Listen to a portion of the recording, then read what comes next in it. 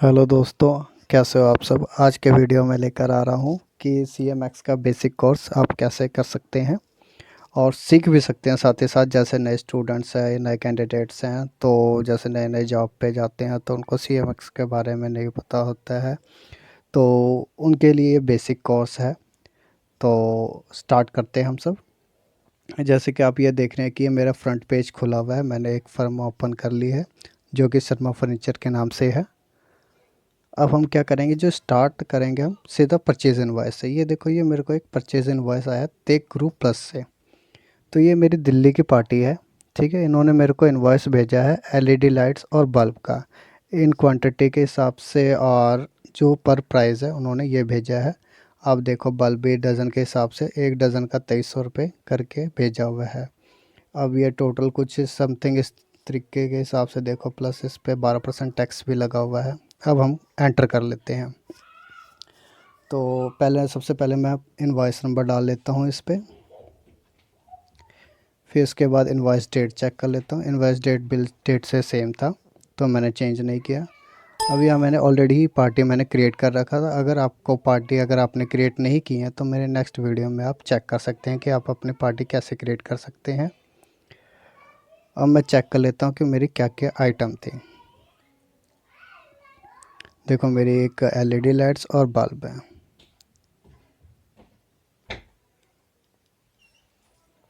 अब मैं लाइट्स पहले मैंने क्वांटिटी में यहाँ देख लेते हैं। जैसे कि आप देख रहे हैं कि मैंने यहाँ पे आइटम तो सिलेक्ट कर लिया था, पर उसका मैंने HSN कोड डाला नहीं था। तो मैं अब क्या करता हूँ कि HSN कोड डाल लेता हूँ। तो HSN कोड डालने के लिए मुझे वापस मास्टर में जाना होगा। मास्टर, आइटम मास्टर में जा कर के आप ये आइटम कस्टमाइज़ कर सकते हैं। अब मैं क्या करता हूँ, यहाँ पे टैक्स डिटेल पे जाके HSN कोड डाल लेता हूँ। जैसे कि देखो, HSN कोड अब मैंने डाल लिया 83013। फिर उसके बाद 410। अब मैं आइटम को सेव कर लेता हूँ। वैसे ही मैं बल्ब का भी HSN कोड डाल देता हूँ। तो इससे क्या होगा कि जैसे गैस, आप कईयों को नहीं पता होता कि आइटम में या टैक्स स्ट्रक्चर बदलना हो, या सेल प्राइस बदलना हो, या फिर HSN कोड चेंज करना हो, तो कईयों को नहीं पता होता है। तो आप ऐसे करके चेंज कर सकते हैं। अब मैं यहाँ पे क्या करता हूँ, दोबारा मैं रिफ़्रेश करके दोबारा इनवॉइस नंबर डाल के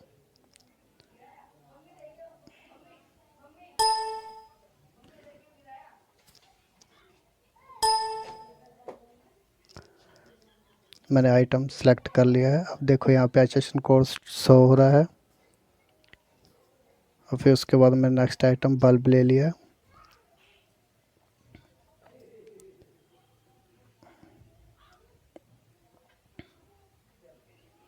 क्वांटिटी देखो, LED लाइट्स की 50 है और बल्ब की 20 है।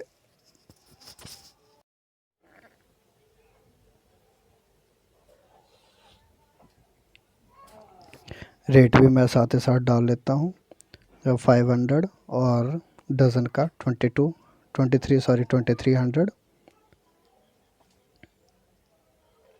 अब मैं यूनिट में मैनुअल ही डज़न डाल देता हूँ।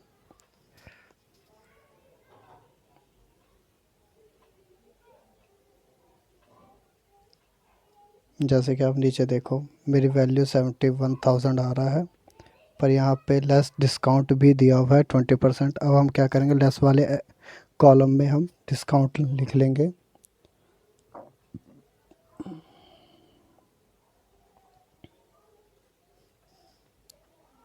यहाँ 20% मैं डाल देता हूँ।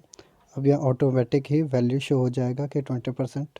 71,000 के ऊपर आप 20% आपकी कितनी वैल्यू आती है। और साथ ही साथ मैं यहाँ पे टैक्स भी सिलेक्ट कर लेता हूँ। अब देखो, ये सेम वैल्यू मैं देख लेता हूँ कि मैच हो रही है कि नहीं। अब देखो, यहाँ से मेरा बिल के साथ जो भी है वैल्यू मैच हो गया। अब मैं इसको सेव कर लेता हूँ।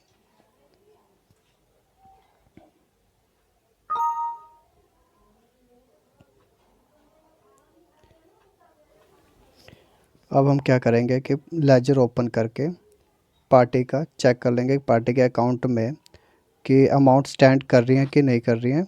तो अब मैं यहाँ पे पार्टी का नाम लिख लेता हूँ। पार्टी अब मैंने सेलेक्ट कर लिया है। अब देखो यहाँ पे स्टैंड दिखा रहा है कि पार्टी के अकाउंट में ये स्टैंड हो गया है।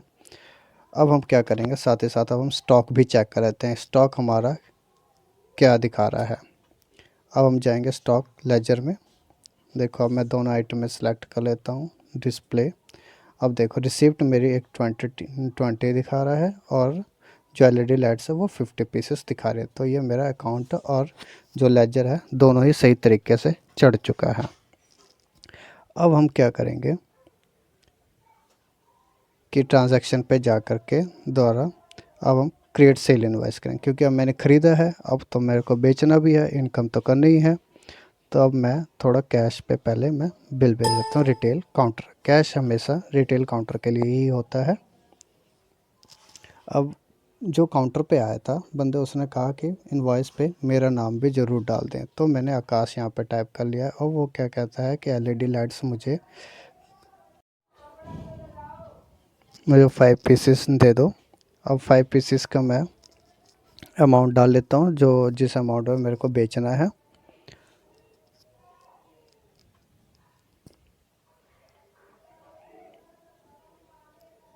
तो मैंने जो रेट है वो 800 रुपये लगा दिया है। अब मैं सेकंड आइटम डाल देता हूँ बल्ब का। अब बल्ब मैं डज़न के हिसाब से बेचूँगा, जैसे 1 डज़न मैंने लगा दिया है। 1 डज़न का रेट मैं समथिंग 28,000 में लगा देता हूँ, 2800 सॉरी। अब यहाँ मैं टैक्स सेलेक्ट कर लेता हूँ।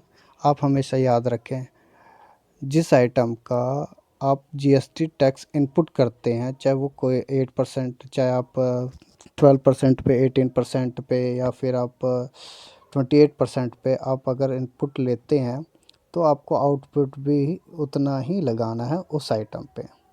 ये चीज़ का आप ज़रूर ध्यान रखें। अब मेरा ये सेल इनवॉइस कंप्लीट हो गया है। अब क्या है कि मेरे पास अब दोबारा कोई और पार्टी आता है, वो कहता है कि मेरे अब आप एक अकाउंट क्रिएट करें, मेरे उस नाम से बनाओ। जैसे कि मैंने यहाँ पे आकाश नाम का एक अकाउंट क्रिएट कर लिया है। अब मैं स्टेट डाल देता हूँ यहाँ पे। बाकी आप भी जैसे अकाउंट क्रिएट करना चाहे कर सकते हैं, यहाँ पे जीएसटी नंबर भी डाल सकते हैं। तो मैंने अभी कुछ नहीं डाला है, सिर्फ आकाश डाला है। अब मैं एक और इनवॉइस क्रिएट कर लेता हूँ।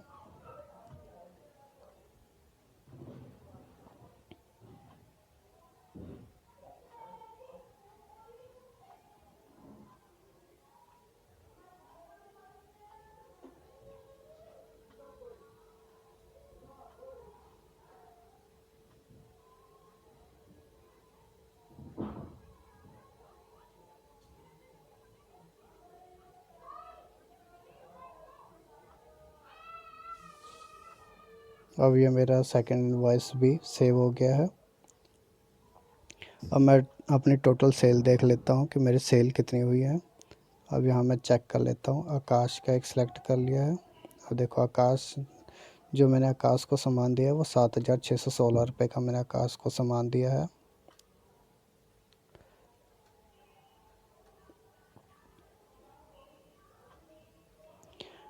अब क्या है कि आकाश तो क्रेडिट में खड़ा है क्योंकि मैंने उसको सामान दिया, पर लेकिन अभी मेरा उससे पेमेंट अभी आया नहीं। तो हम क्या करेंगे, ट्रायल बैलेंस चेक करेंगे। देखो ट्रायल बैलेंस में कैश मेरा इनपुट इतना आ गया है, ठीक है। आकाश से अभी मेरा पेमेंट लेनी इतनी बाकी रहती है।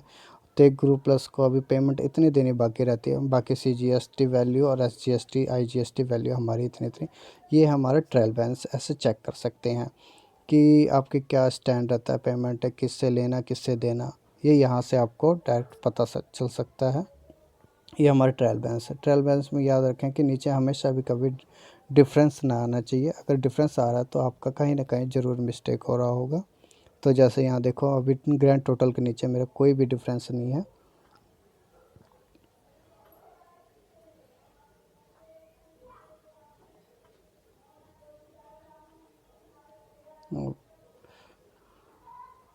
अब क्या करता है कि आकाश मुझे कहता है कि अब आप जो आपने मेरे को बिल दिया था 7,616 का, अब उसके अगेंस्ट आप पेमेंट ले लो। अब मैं क्या करूँगा, उसकी पेमेंट एंट्री डालूँगा। पेमेंट एंट्री डालने के लिए मैं क्या करूँगा, क्रेडिट आकाश। अब मैं वैल्यू डाल देता हूँ उसी इनवॉइस का।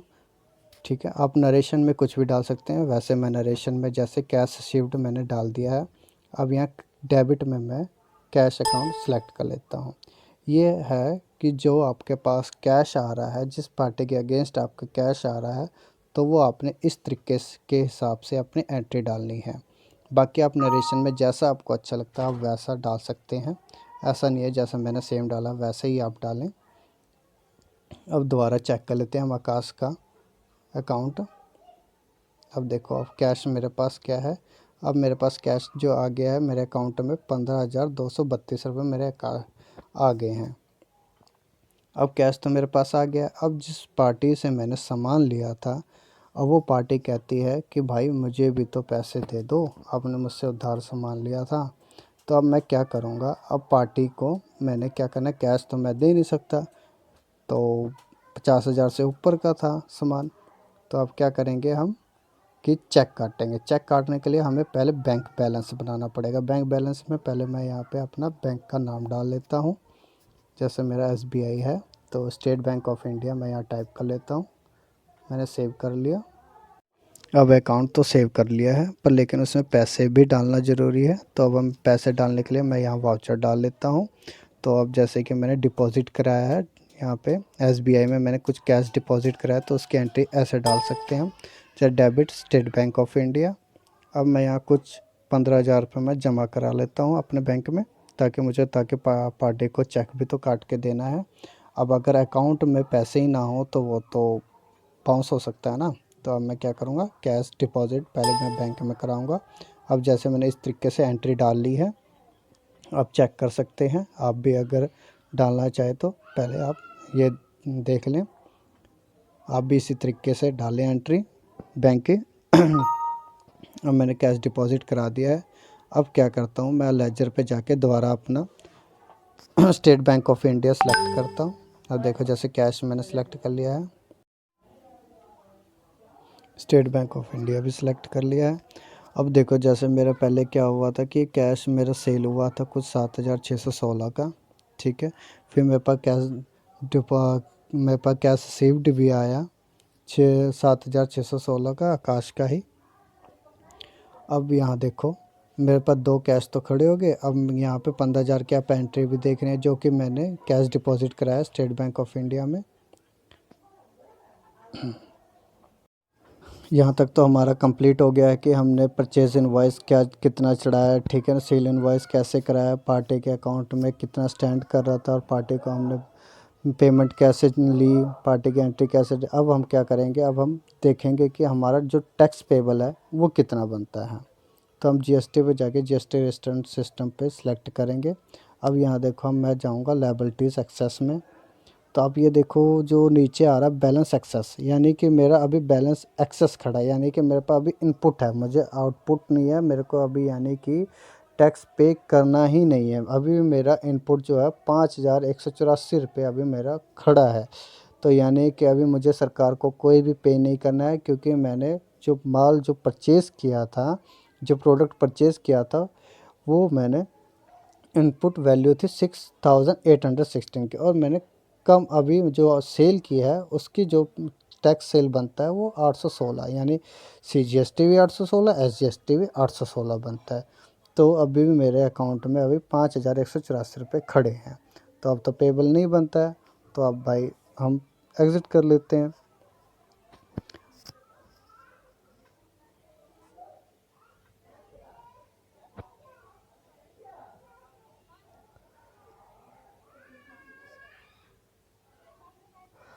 अब क्या करना है कि जो पार्टी है, अब पार्टी कह रही कि भाई अब पेमेंट कर दो, आपने काफ़ी लेट कर दिया है, पेमेंट आप कर नहीं रहे हो। तो अब भाई पेमेंट तो कराना है, क्योंकि अब मेरे अकाउंट में भी पैसे आ गए हैं, तो अब पार्टी को तो पेमेंट करनी ही करनी है। तो हम वापसी क्या जाएंगे चेक काटने के लिए। तो हम क्रिएट वाउचर से सिलेक्ट करेंगे, डेट भी डालेंगे। डेबिट के हम पार्टी का नाम सेलेक्ट करेंगे, जो पार्टी का नाम था। अब मेरे अकाउंट में तो भाई 15,000 है, तो मैं 15,000 ही दे सकता हूँ।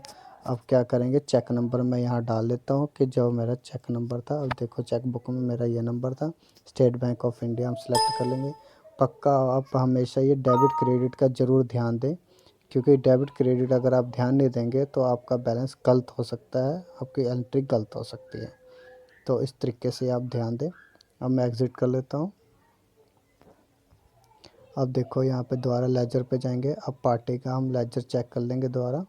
अब देखो ट्रायल बैलेंस मैंने चेक किया है, तो कैश अकाउंट अब मेरे सिर्फ कैश में अब मेरे 232 रुपये रह गए हैं। अभी जो टेक ग्रुप प्लस को है जो देना बाकी रहता है, इतनी वैल्यू हमारी देने बाकी रहती है। तो CGST और IGST और CGST आउटपुट हमारा ये वैल्यू शो कर रहा है। ठीक है। इस तरीके से आप भी अपना अकाउंट चेक कर सकते हैं, अपना ट्रायल बैलेंस चेक कर सकते हैं।